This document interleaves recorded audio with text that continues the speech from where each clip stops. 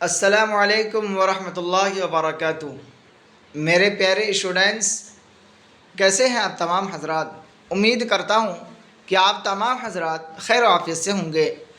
Students, جیسا کہ آپ حضرات کو معلوم ہے کہ میں آج آپ حضرات کو کہکشاں اردو حصہ دوم کلاس 12 یعنی انٹر والوں کے لیے بہت ہی اہم سبق لے کر حاضر ہوا ہوں۔ اسٹوڈنٹ، جسے ہم اور آپ یعنی سبق نمبر 18، 19، 20 اور 21 آج میں مکمل 4 سبق کمپلیٹ پڑھانے جا رہا ہوں، یعنی 4 سبجیکٹیو مکمل کوشچن میں آپ حضرات کے روبرو کرنے جا رہا ہوں، اس امید کے ساتھ کہ آپ تمام ہی حضرات پورے ویڈیو کو انتم تک یعنی شوق اور ذوق اور لگن کے ساتھ پڑھیں گے۔ اسٹوڈنٹ، اس سے پہلے سبق میں آپ حضرات کو نظم ہم نہیں جانتے جس کے رائٹر یعنی مصنف تھے یوجن منطالع پڑھا چکا ہوں، اور آج میں پڑھانے جو جا رہا ہوں فرسٹ سبق ہے، یعنی سبق نمبر 18 ہے دائم پڑا ہوا تیرے در پر نہیں ہوں میں، جس کے رائٹر یعنی مصنف لیکھک ہیں اسد اللہ خان غالب۔ تو چلیے اسٹوڈنٹ، بلا کسی تاخیر کے آج کے اس کلاس کو یعنی اس چیپٹر کو آغاز کرتے ہیں۔ اسٹوڈنٹ، اس سے پہلے کہ میں آپ سے ایک ادنا سے ریکویسٹ کر رہا ہوں کہ اسٹوڈنٹ اگر آپ کو یہ ویڈیو اچھی لگے تو آپ زیادہ سے زیادہ شیئر کریں گے، لائک کریں گے اور کمنٹ کر کے ضرور بتلائیں گے، اور اپنے دوست اور احباب کو اس چینل سے جڑنے کی تلقین کریں گے۔ اسٹوڈنٹ، یہ تو اب سبجیکٹیو چل رہا ہے، کچھ دنوں کے بعد یعنی ایک ہفتہ کے اندر یہ سبجیکٹیو مکمل ہو جائے گا، پھر دھواں دھار آپ کا آبجیکٹیو چلے گا انشاءاللہ، پھر بہت ہی مزہ آئے گا۔ یعنی اس طریقے سے تیاری میں کرا دوں گا، آپ کو یوٹیوب چینل یعنی یوٹیوب کے اندر کوئی ایسا اب چینل نہیں ملے گا جس میں سے اس طریقے سے تیاری آپ کو ملے گا۔ تو چلیے شروع کرتے ہیں۔ یہاں غزلیات یعنی غزل، اس کی تسمیہ غزلیات یعنی اسد اللہ خان غالب کی 2 غزلیں، ایک ہے دائم پڑا ہوا ہوں تیرے در پر نہیں ہوئے، دوسرا ہے سب کہاں کچھ لالا ہے نا، لالا و گل میں نمایاں ہو گئی، یعنی 2 ان کے غزلیات آج پڑھنے جا رہے ہیں۔ یعنی مختصر ترین سوالات ہیں۔ سوال نمبر 1 میں ہے کہ دائم پڑا ہوا تیرے در پر نہیں ہوں میں، یہ بات شاعر نے کس سے کہی؟ تو سیدھا سا جواب ہوگا اسٹوڈنٹ کہ شاعر نے یہ بادشاہ سے کہی، یعنی بادشاہ سے کہی دائم پڑا ہوا میں تیرے در پر نہیں ہوں، ایسا نہیں کہ میں آج تیرے در پر ہی رہوں گا، یہ کہیں نہیں جاؤں گا، ایسا کوئی بات نہیں ہے۔ جو پہلے میرا زمانہ تھا کہ کیا آپ کے دربار سے یعنی آپ کے یہاں سے مجھے کیا ہے وظیفہ ملا کرتا تھا، لیکن اب ویسی بات نہیں رہی ہے نا کہ تیرے در پر ہی کیا چمٹے رہوں، یعنی تیرے در پر ہمیشہ کیا قیام رہوں، ویسی بات نہیں ہے۔ سوال نمبر 2 میں ہے کہ شاعر کو کون مٹانا چاہتا ہے؟ تو سیدھا سا جواب ہوگا شاعر کو زمانہ مٹانا چاہتا ہے۔ اسٹوڈنٹ، سوال نمبر 3 میں ہے کہ انہیں کون لوگ نہیں جانتے ہیں؟ تو سیدھا سا جواب ہوگا انہیں کیا عزیز لوگ نہیں جانتے ہیں۔ سوال نمبر 4 میں اسٹوڈنٹ وہ دن گئے کہہ کر شاعر کیا بتانا چاہتا ہے؟ وہ دن گئے کہہ کر شاعر اپنے نوکر نہیں ہونے کی بات بتانا چاہتا ہے، یعنی کیا شاعر پہلے بادشاہ کے دربار کے نوکر تھا، یعنی بادشاہ جس طرح اس کو نچانا چاہتا تھا، جس طریقے کا حکم ان پر عائد کرنا چاہتا تھا کر دیتا تھا، اور ان کو خوشی بخوشی یہ قبول فرما لیتے تھے، کیوں؟ اس وجہ سے کہ یہ نوکر تھے۔ آج وہ بات نہیں رہی، یعنی یہ کہنا چاہ رہے ہیں۔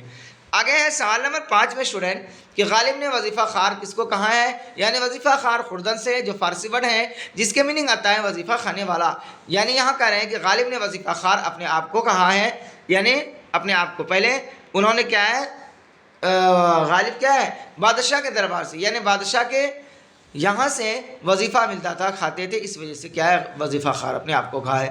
سوال نمبر 6 میں ہے کہ شاعر کے روتے رہنے سے کیا ہوگا؟ سیدھا ہوگا کہ شاعر کے ہے نا روتے رہنے سے بستیاں ویران ہو جائیں گی۔ جب شاعر روئیں گے تو کیا ہوگا؟ جب مظلوم روئیں گے، یعنی مظلوم اور اللہ کے درمیان کوئی آڑ نہیں ہوتا ہے، مظلوم کی کہاوت ہے، یعنی کہا جاتا ہے اللہ کے نبی کا فرمان ہے کہ مظلوم کی آہ سے بچو، کیا ہے اس کی آہ سے بچو، اگر اس کی آہ لگ جائے تو کیا ہے آپ برباد ہو جاؤ گے۔ یعنی جس بستی والوں نے ان کے اوپر ظلم کیا، اگر اس کی آہ لگ جائے تو کیا پورے بستیاں کیا ویران ہو جائیں گی، یعنی اگر یہ شاعر رونے لگے۔ آگے ہیں سوال نمبر 7 میں کہ چمن میں کس کے جانے سے دبستہ کھل گیا؟ تو سیدھا سا جواب ہوگا میرے پیارے اسٹوڈنٹ کی چمن میں شاعر کے جانے سے دبستہ کھل گیا۔ سوال نمبر 8 میں ہے کہ یعقوب علیہ السلام اور یوسف علیہ السلام میں کیا نسبت ہے؟ تو سیدھا سا جواب ہوگا یعقوب علیہ السلام اور یوسف علیہ السلام کون ہے؟ باپ اور بیٹے کی نسبت ہے۔ یعقوب علیہ السلام باپ ہیں اور یوسف علیہ السلام بیٹے ہیں۔ آگے ہے سوال نمبر 9 میں کہ موحد کسے کہتے ہیں؟ ہے نا، کہہ رہے ہیں کہ خدا کو ایک ماننے والے کو موحد کہتے ہیں اور خدا کو نہیں ماننے والے یعنی کسی کو نہیں ماننے والے کو کیا کہتے ہیں؟ ناستک کہتے ہیں۔ یہ فرق ہے۔ آگے ہے کہ سوال نمبر 10 میں ہے کہ رنج سے خوگر ہونے سے کیا مراد ہے؟ تو سیدھا سا جواب ہوگا اسٹوڈنٹ رنج سے خوگر ہونے سے رنج کا عادی ہونا مراد ہے۔ اسٹوڈنٹ آگے ہے مختصر سوالات ما جوابات، ہے نا، کہ سوال نمبر 1 میں ہے کیا ہے کہ شاعر نے یہ بتایا کہ وہ پتھر نہیں ہے، اس نے یہ بات کیوں کہی؟ تو سیدھا سا جواب ہوگا شاعر مرزا اسد اللہ خان غالب نے بتایا کہ وہ پتھر نہیں ہے۔ غالب کے اس قول کا پس منظر یہ ہے کہ جس وقت اس نے شعر کہا تھا اس وقت شاعر نہایت قسم پرسی کی حالت سے گزر رہا تھا، یعنی نفسی کا عالم میں تھا، بیچارہ بہت غمگین تھا، کرے اس لیے اپنے احساس کی نزاکت کا اظہار کرتے ہوئے یہ بات کہی کہ میں پتھر نہیں ہوں، کیا ہے جو بے حس ہو جاؤں، میرے اندر بھی احساس ہے نا۔ آگے ہیں سوال نمبر 2 میں کہ شاعر نے اپنے بارے میں یہ بات کیوں کہی کہ وہ لوح جہاں پر حرف مقرر نہیں ہے؟ تو سیدھا سا جواب ہوگا کہ غالب نے غزل کے تیسرے شعر میں یہ بات کہی ہے کہ میں لوح جہاں، لوح میں کیا ہوتا ہے؟ تختی کا لوح جہاں پر حرف مقرر نہیں ہوں میں، اس کی وجہ سے یہ کہ شاعر اپنی غربت اور مفلسی سے حد درجہ پریشان ہیں اور غربت کو معاشرے میں اچھی نظر سے نہیں دیکھی جاتی ہے، آج بھی یہ حال ہے۔ اس لیے شاعر لوگوں کی بدسلوکی سے پریشان ہو کر یہ بات کہتا ہے کہ لوگ مجھے کیوں پریشان کرتے ہیں، میں حرف مقرر تو نہیں ہوں کہ دنیا میں بار بار آتا رہوں گا، لوگ جیسے چاہیں گے، یعنی مقرر حرف نہیں ہوں، مجھے کیا لکھ لیں گے اور اس کو پھر مٹا دیا جائے گا، پھر لکھ لیا جائے گا، پھر مٹا دیا جائے گا، یعنی ایسا کوئی مقرر حرف نہیں ہوں، یعنی جس طریقے سے مقرر حرف نہیں ہوں کہ بار بار مٹا دیا جاتا ہے، اس طریقے سے کیا میں دنیا میں بار بار نہیں آؤں گا، لوگ ہم سے کیوں جلتے ہیں، پریشان کرتے ہیں۔ آگے ہے سوال نمبر 3 میں کہ پہلی غزل میں شاعر کے کن تجربوں کا بیان ہوا ہے؟ تو سیدھا سے جواب ہوگا اسٹوڈنٹ کہ زیر نصاب غالب کی پہلی غزل ہے نا، غالب کی زندگی کے اس دور کی تخلیق ہے جہاں غالب انتہائی تنگ دستی، بے بسی اور قسم پرسی کے دور سے گزر رہے تھے، چنانچہ انہیں اضطراب اور بے چینی سے آراستہ۔ اس طرح غزل کے کیا ہے اشعار سے ایک خاص موڈ کی ترجمانی ہوتی ہے، تجربوں کی سطح پر اس غزل کے تمام اشعار غم و اندوہ سے معمور ہیں اور غم نے ان اشعار میں انہیں احساسات کی عکاسی کی ہے، یعنی مظاہرہ کیا ہے، ظاہر کی ہے۔ آگے ہے اسٹوڈنٹ سوال نمبر 4 میں کیا ہے کہ بلبلیں غزل خواں کیوں ہو گئی؟ تو سیدھا سا جواب ہوگا کہ بلبلیں غزل خواں ہو گئی کہنے سے غالب کا مقصد یہ ہے کہ جب مرزا غالب ایک شاعر کی حیثیت سے مغلیہ دربار میں پہنچے تو دربار میں اردو شاعری کا اتنا چرچا ہوا اور اس کو اتنی مقبولیت حاصل ہوئی کہ دربار اور دہلی کا ہر کس و ناقص شاعری کی طرف متوجہ ہو گیا اور شعر کہنے پر آمادہ نظر آنے لگا، یعنی دلی میں شعر و شاعری کا اچھا خاصا ماحول ہو گیا۔ آگے ہے اسٹوڈنٹ سوال نمبر 5 میں کہ شاعر کے مطابق مشکلیں کیسے آسان ہو جاتی ہیں؟ تو سیدھا سا جواب ہوگا کہ شاعر مرزا غالب کے مطابق مشکلات انسانی زندگی کا ایک ناقابل تردید حصہ ہیں، اس لیے مشکلوں کو دیکھ کر گھبرانا نہیں چاہیے۔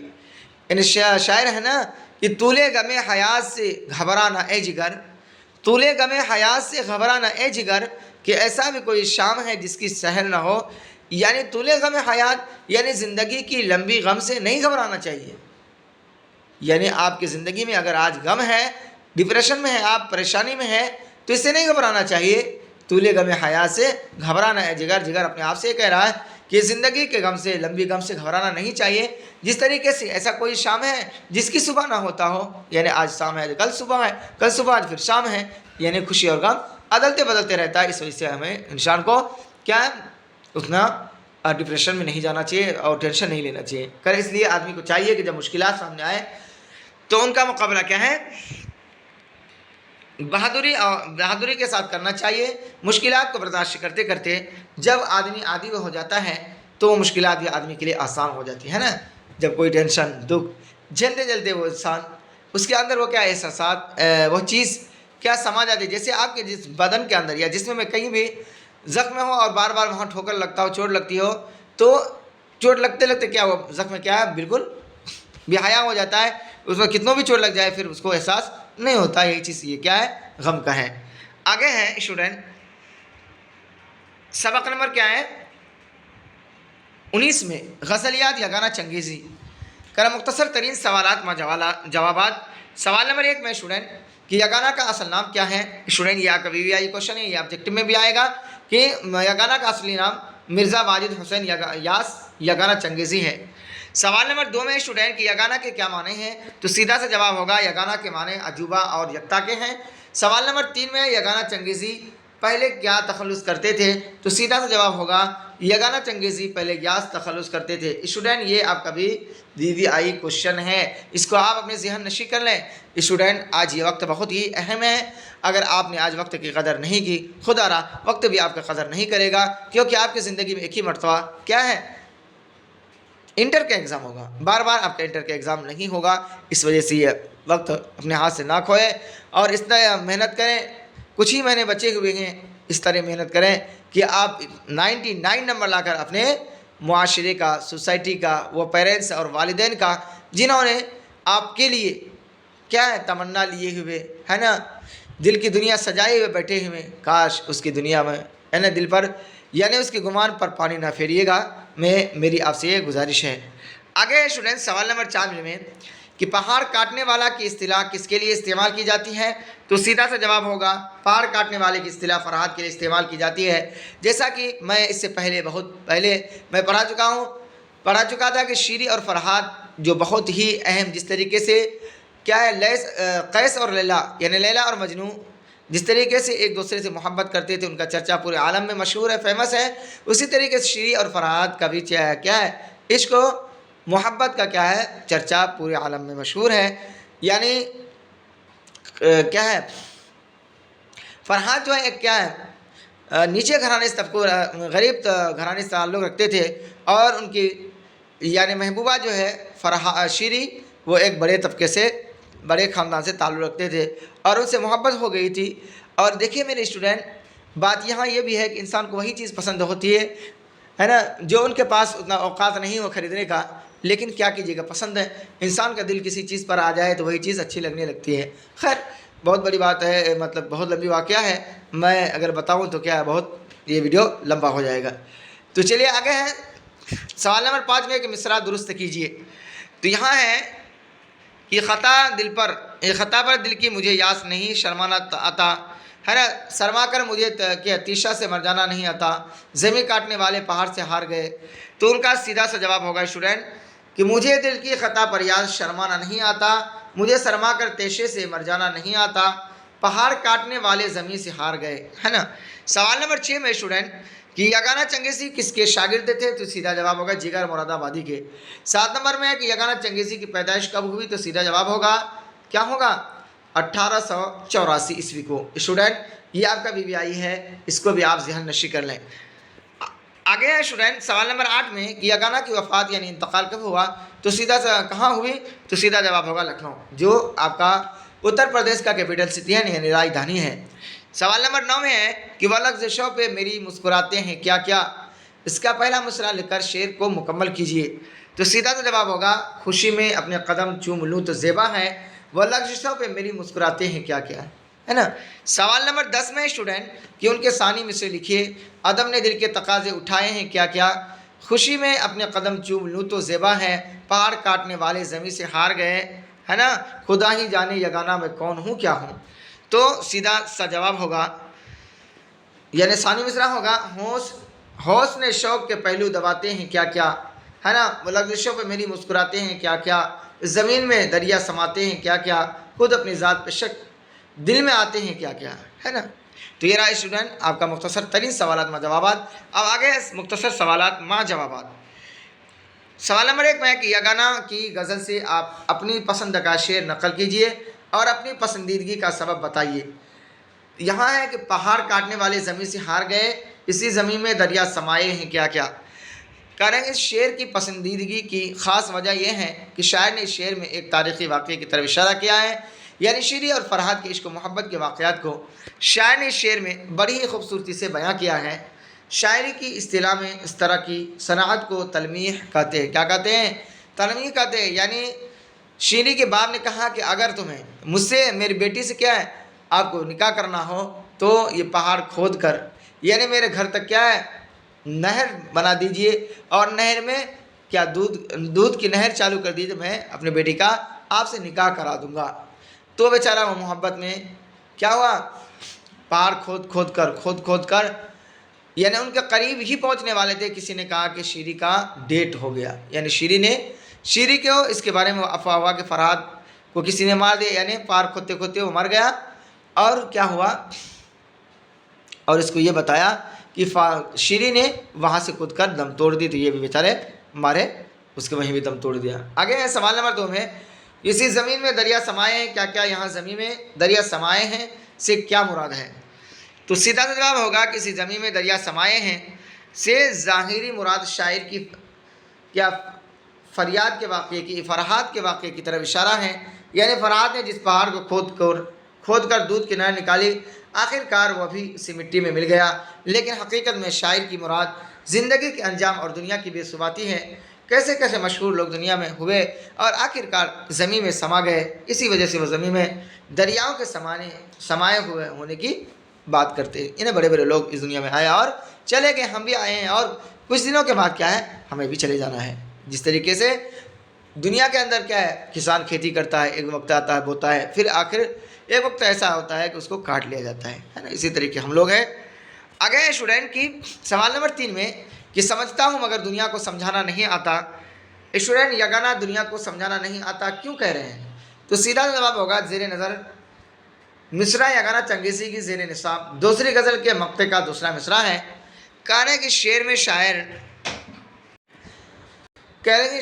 شاعر اپنی کیا ہے، شخصیت کو صفحۂ راز میں رکھنا چاہتا ہے اور بیک وقت ظاہر کرنا بھی چاہتا ہے کہ اسی بات کی وضاحت شاعر دوسرے مصرع میں کرتا ہے۔ شاعر دنیاوی زندگی کے تمام نشیب و فراز سے اچھی طرح واقف ہے، یہاں تک کہ اس دور کے سیاسی حالات پر بھی اس کی گہری نظر ہے، کچھ سمجھنے کا دعویٰ بھی ہے، اور ان تمام باتوں کو دنیا کو سمجھانے سے قاصر ہیں، یعنی عاجز ہیں۔ اسی لیے شاعر کہتا ہے کہ دنیا کو سمجھانا نہیں آتا۔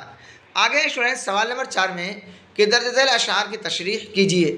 خدا ہی جانے یگانہ میں کون ہوں کیا ہوں، ہے نا، خود اپنی ذات پہ شک دل میں آئے کیا ہے نا، اسیر و شوق آزادی مجھے بھی گدگداتا ہے، مگر چادر سے باہر پاؤں پھیلانا نہیں آتا۔ یعنی اس کی تشریح ہے پہلے بند کا کہ پیش نظر شعر یگانہ چنگیزی کی زیر نصاب پہلی غزل کا مقطع ہے۔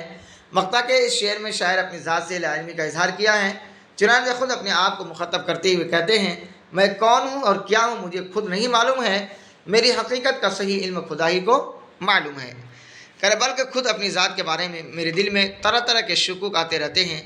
اس شک کی وجہ سے شاعر خود اپنی ذات کے بارے میں مشکوک نظر آتے ہیں۔ آگے ہے دوسرا مصرع کا تشریح کی کہ زیر نظر شعر یگانہ چنگیزی کی زیر نصاب دوسری غزل کا 5واں شعر ہے کہ شعر میں شاعر نے طنزیہ لہجہ اختیار کیا ہے، جو یگانہ کی شاعری کی بنیادی خوبی ہے۔ اس میں شاعر نے تعلی کا بھی اظہار کیا ہے، یعنی تعلیم نے بلندی کا، اگر اپنی بلندی اور مرتبے کا احساس جس قدر دانی زمانے کے لوگوں نے ان کی زندگی میں نہیں کی ہے نا، قدردانی نہیں کی، کہ اسی کی جھلک اس شعر میں ملتی ہے۔ قیدیوں سے مخاطب ہو کر کہتے ہیں کہ آزادی کا شوق مجھے بھی گدگداتا ہے، یعنی میرے دل میں بھی یہ خواہش ظاہر کرتا ہے، گدگداتا ہے، لیکن میں اپنی حیثیت سے آگے قدم بڑھانا نہیں چاہتا ہوں۔ تو اسٹوڈنٹ یہ رہا آپ کا سبق نمبر 19۔ اب ہے یہ سبق نمبر 20، غزلیات ہیں خلیل الرحمن اعظمی کے، مختصر ترین سوالات مع جوابات۔ سوال نمبر 1 میں ہے کہ خلیل الرحمن اعظمی کہاں پیدا ہوئے؟ تو سیدھا سا جواب ہوگا کہ اعظم گڑھ کے گاؤں سیدھا سلطان پور میں پیدا ہوئے۔ اسٹوڈنٹ یہ سیدھا سلطان پور مجھے جانا ہوا ہے، میں ان کے گاؤں میں گیا ہوں، یعنی سیدھا سلطان پور۔ آگے ہیں خلیل الرحمن اعظمی کا پیشہ کیا تھا؟ تو سیدھا سا جواب ہوگا خلیل الرحمن اعظمی کا پیشہ علی گڑھ میں تدریس کا تھا، یعنی پڑھانے کا۔ سوال نمبر 3 میں ہے خلیل الرحمن اعظمی کا تعلق کس ادارے سے رہا؟ تو سیدھا سا جواب ہوگا اسٹوڈنٹ کہ ان کا تعلق علی گڑھ مسلم یونیورسٹی سے رہا۔ سوال نمبر 4 میں ہے خلیل الرحمن اعظمی کے ایک مجموعے کا نام بتائیے، تو سیدھا جواب ہوگا ان کے ایک مجموعے کا نام نیا عہد نامہ ہے۔ سوال نمبر 5 میں اسٹوڈنٹ کتاب اردو میں ترقی پسند ادبی تحریک کس کی لکھی ہوئی ہے، تو سیدھا سا جواب ہوگا اردو میں ترقی پسند ادبی تحریک خلیل الرحمن اعظمی کی لکھی ہوئی ہے۔ سوال نمبر 6 میں ہے اسٹوڈنٹ خلیل الرحمن اعظمی کے 2 معاصرین کے نام بتائیے، تو ان کے 2 معاصرین شاعر نام ناصر کاظمی اور ابن انشا ہیں، یعنی معاصر یعنی ہمعصر یعنی ہم جولی۔ آگے ہیں مختصر سوالات ما جوابات۔ سوال نمبر 1 میں اسٹوڈنٹ کہ خلیل الرحمن اعظمی کی شاعری میں کیسی کیفیت پائی جاتی ہے، تو سیدھا سا جواب ہوگا کہ خلیل الرحمن اعظمی اپنے شاعری میں گہرے انسانی سوچ کی شمولیت کے لیے احترام کی نگاہ سے دیکھے جاتے ہیں۔ آگے کہہ رہے ہیں رفتہ رفتہ ان کی شاعری میں حزن و ملال کی کیفیت بڑھتی چلی گئی۔ آخر زمانے میں ان کے یہاں موت کا احساس اور زندگی کے سمٹنے کا انداز بار بار ابھرتا ہے۔ اپنی طویل بیماری کے دوران تو انہوں نے وصیت نامہ بھی لکھ لیا تھا، لیکن اس غم انگیزی میں زندگی کے حقائق سے فرار کے بجائے کیا ہے بھاگنے کے بجائے مقابلہ آرائی دیکھنے کو ملتی ہے۔ آگے سوال نمبر 2 میں کہ دوسری غزل کا قافیہ اور ردیف اپنی کاپی پر لکھیے۔ قافیہ تیرا، ردیف نغمہ بالا دریا رستہ چہرہ نیا سایہ، یعنی ردیف قافیہ سے پہلے ردیف سے پہلے